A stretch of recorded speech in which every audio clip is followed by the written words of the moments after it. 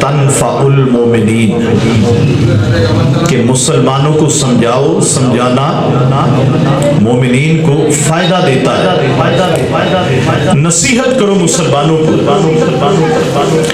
نصیحت وہ اللہ تعالیٰ کی طرف سے حکم ہے کہ جس کا حکم اللہ نے نبیوں کو دیا، رسولوں کو دیا، پیغمبروں کو دیا کہ نصیحت آگے لوگ کرتے رہے۔ نصیحت کیا ہے؟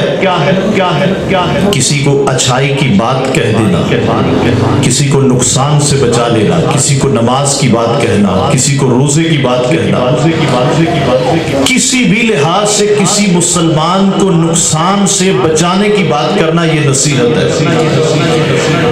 قرآن کا واقعہ ہے سورۃ النمل کے اندر، حضرت سلیمان علیہ السلام آپ ایک دفعہ لشکر لے کر جا رہے تھے، تو ایک چیونٹی نے دیکھا اور اپنی ساری چیونٹیوں سے کہا کہ اپنی اپنی بلوں کے اندر داخل ہو جاؤ، کہیں سلیمان علیہ السلام کا لشکر تمہیں کچل نہ دے۔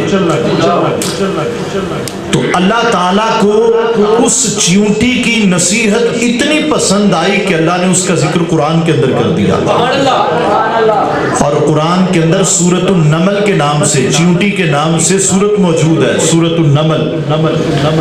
تو مجھے بتائیں اس چیونٹی نے تو چیونٹیوں کو بچایا تھا، اپنی برادری کو بچایا کہ تم اپنے بلوں میں گھس جاؤ، کہیں سلیمان علیہ السلام کا لشکر تمہیں کچل نہ دے۔ تو اللہ کو اس کی نصیحت پسند آئی تو اللہ نے ذکر قرآن کے اندر کیا۔ تو پھر بتائیں جو مسلمان کسی کو نصیحت کی بات کرے تو اللہ اسے کتنا عطا فرمائے گا، اللہ اسے کس قدر عظمت عطا فرمائے گا۔ اس لیے ہمارے بزرگ جو تھے وہ مسجد میں جاتے ہیں، باہر نکلتے ہیں، گھر میں آتے ہیں، نکلتے ہیں، ہر جگہ لوگوں کو وہ بلائی کا حکم دیا کرتے تھے۔ حضور سیدنا غوث پاک رضی اللہ تعالیٰ عنہ جس وقت نکلے تھے، بچپن کا عالم تھا، ماں نے کیا نصیحت کی تھی آپ کو پتا ہوگا، کتابوں کے اندر آپ نے پڑھا تھا کہ ماں نے نصیحت کی کہ بیٹا تم نے سچ بولنا ہے، جھوٹ نہیں بولنا۔ ماں کی نصیحت پہ عمل کیا تو ڈاکوؤں کا جو پورا گروہ تھا اللہ نے توبہ کی توفیق عطا کر دی۔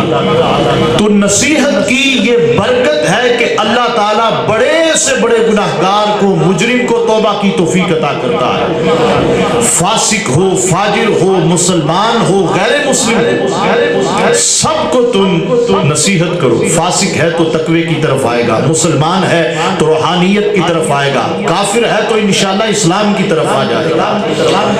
تو سمجھانا جو ہے یہ مسلمانوں کو فائدہ دیتا ہے۔ میں اور آپ ذرا غور کریں، محفل کا مقصد یہ نہیں ہے کہ ہم نعت خانوں پر پیسے پھینک کر چلے گئے اور رات ہم اس انداز میں بیٹھے ہوں کہ ہم سے بڑا عاشق رسول ہی کوئی نہیں، لیکن صبح فجر کا پتہ بھی نہ ہو، تو پھر محفل کا فائدہ بھی نہیں۔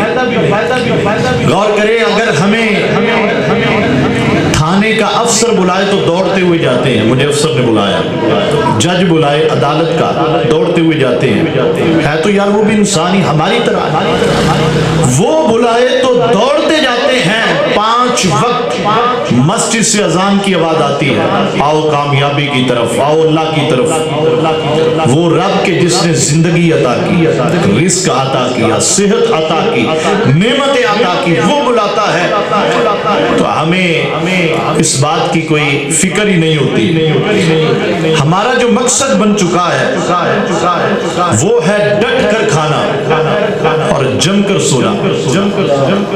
یہ ہمارا جو ہے انداز بن چکا ہے۔